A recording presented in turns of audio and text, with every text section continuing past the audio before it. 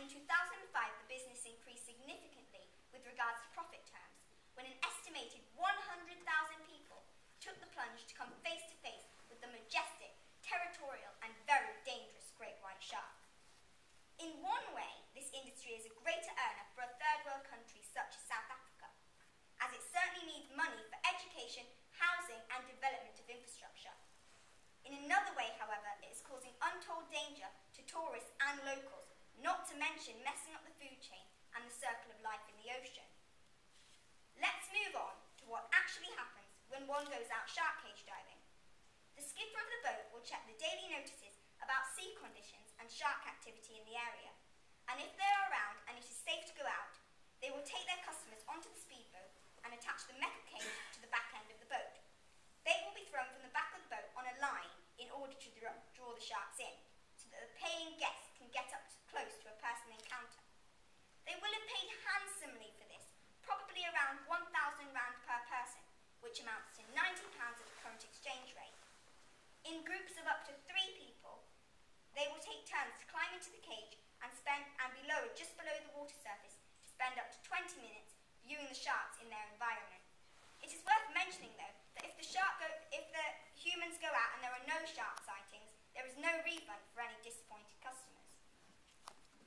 Shark Adventures offer the total great white shark experience, including natural predation, breaching, flying sharks, cage diving and surface viewing. We provide the best opportunity for white shark encounters, is what, and I quote, the tour operators advertise to tempt their customers.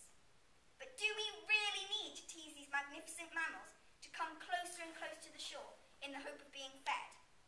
The great whites have come to associate humans with food through cage diving, and they have developed a taste for us.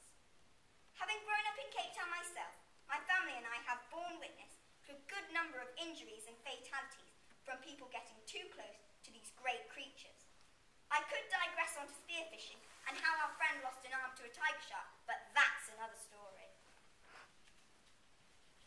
Now yes, this cage diving is bringing money, but what bothers me is how South Africa are best known for their stupendous natural wildlife and sea life already, which can be viewed in relative safety without destroying the balance of nature.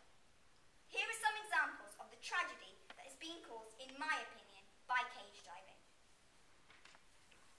In 2006, a lady called Tina Webb was taken whole during her morning swim ritual off Bishop Beach. Only her red swimming cap remained. Before this, the first few deaths in Cape Town took place in the following way. The shark would take a bite of the victim, but soon spit them out again, not liking the taste of human flesh. Due to the increased number of attacks in Cape Town, there are now shark spotters up on the mountain overlooking the beaches. A siren sounds if a shark is spotted too close, and surfers and swimmers need to leave the water immediately. We must understand that if we swim in the ocean, we are entering the shark's territory, and we should respect that. The cage diving companies are destroying the balance of nature by chumming, dropping fish entrails into the sea to trap the great white shark, so that their clients can have a personal encounter safely in a cage. But this is causing havoc for all the local and tourist swimmers who just want to have fun in the shallow waters and surf along Cape Town's breathtakingly beautiful coastline. Clearly, great white sharks are no longer fussy about what they eat and know that humans now mean food. This is catastrophic for the sharks and for the humans, as there is actually plenty of food for the sharks in the ocean already. As Seal Island is very close, seals being their staple diet, as a result of cage diving activity, humans are losing their lives and certain rogue sharks are being killed if identified as having eaten a human. The latest casualty was a British swimmer, Lloyd Skinner, who foolishly went in too deep and disregarding the warnings to leave the water. On this occasion, the shark took Mr. Skinner's head first and came back for his legs. He died a horrendous death, while local fishermen and the tourists off the coast of Bishop Beach watched on helplessly. I love animals and I want them to be safe, and we are killing sharks. Their numbers are dwindling down and these beautiful creatures are becoming endangered. Having suffered for years at the hands of, amongst others, the Chinese who have been slicing off their fins for soup and then throwing them back.